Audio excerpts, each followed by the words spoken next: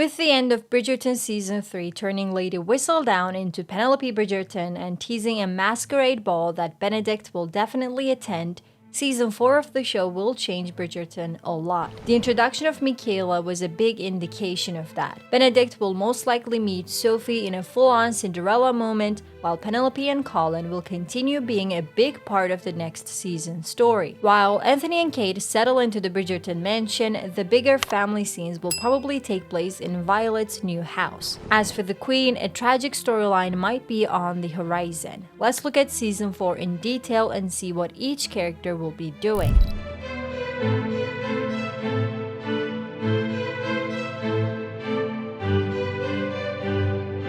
Even though some fans believe that the two brothers' stories wouldn't be covered back-to-back on the show, the scene where Eloise and Benedict talked about Violet's masquerade ball was definitely a hint that Benedict would lead Bridgerton Season 4. Before Violet finally moves out of the Bridgerton house as she is now the Dowager Viscountess to let Anthony and Kate settle in, she will throw a final ball. Do you think Mama would ever let me miss her masquerade ball? I suppose not. I will be there.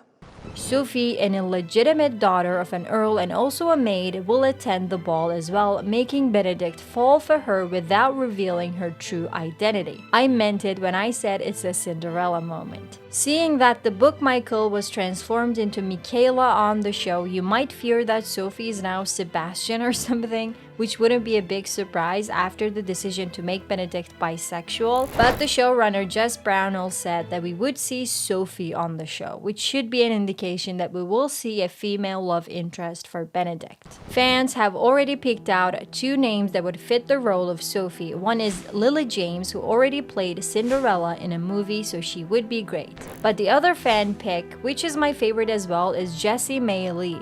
You may recognize her from Netflix's Shadow and Bone. I am seeing lots and lots of people wanting an East Asian actor for the role of Sophie, so this might be exactly what they wish for. What do you think? Eloise traveled to Scotland at the end of Season 3 with Francesca, John, and Michaela.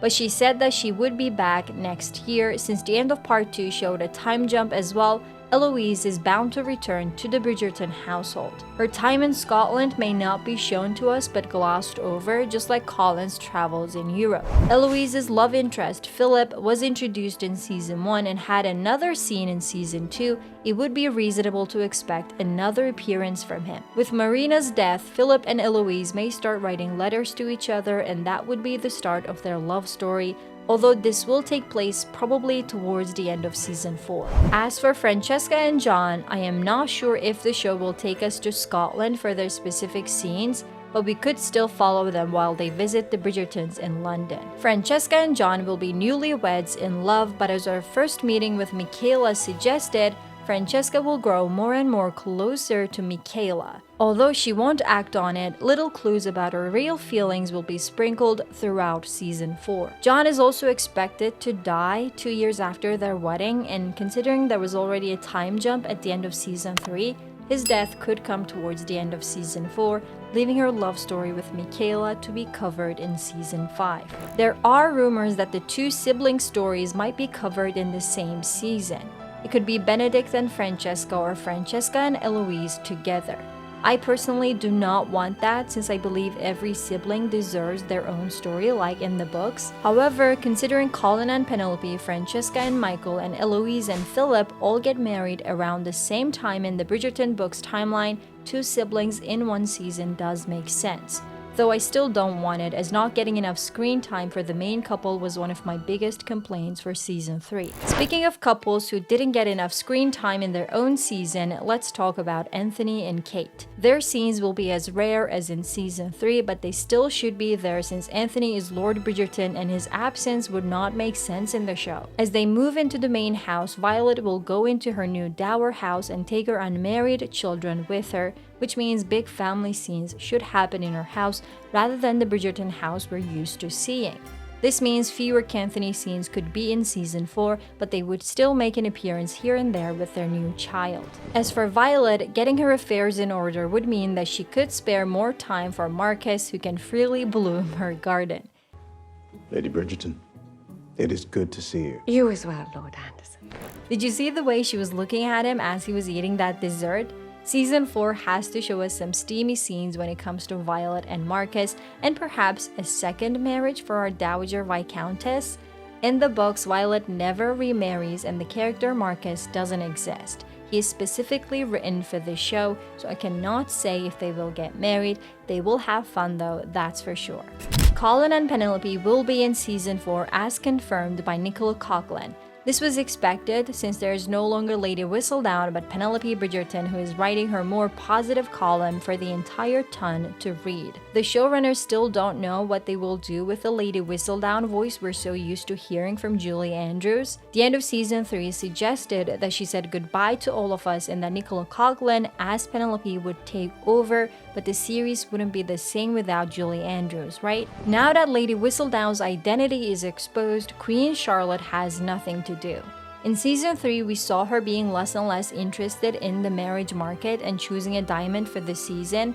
She didn't even care when Francesca ended up getting out of the match she had found. She was mainly interested in finding Lady Whistledown.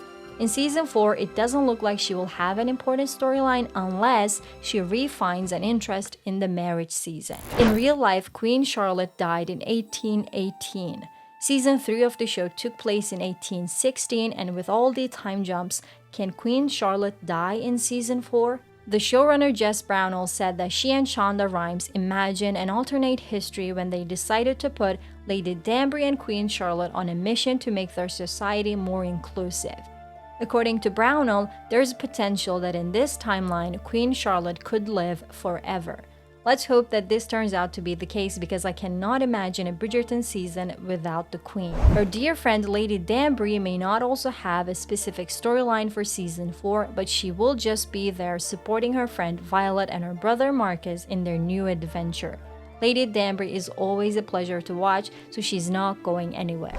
The Mondrichs may actually play a bigger role in Season 4. Since Benedict's love interest, Sophie, is a maid, some fans predict that she will be a maid in the Mondrich household, and that's how the Mondrichs will keep being a part of the Bridgerton storyline in the next season. Honestly, I would love this because I don't see any other way for the Mondrich family to be included in Season 4. Do they really add much to the story? There's also a question about the Featheringtons.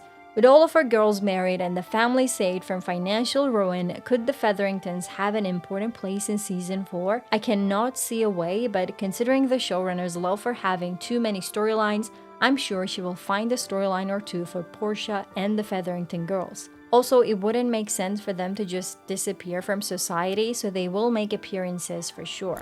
If you guys would like to watch my comments on Part 2, go check out these videos. Tell me your guesses for Season 4, and see you soon.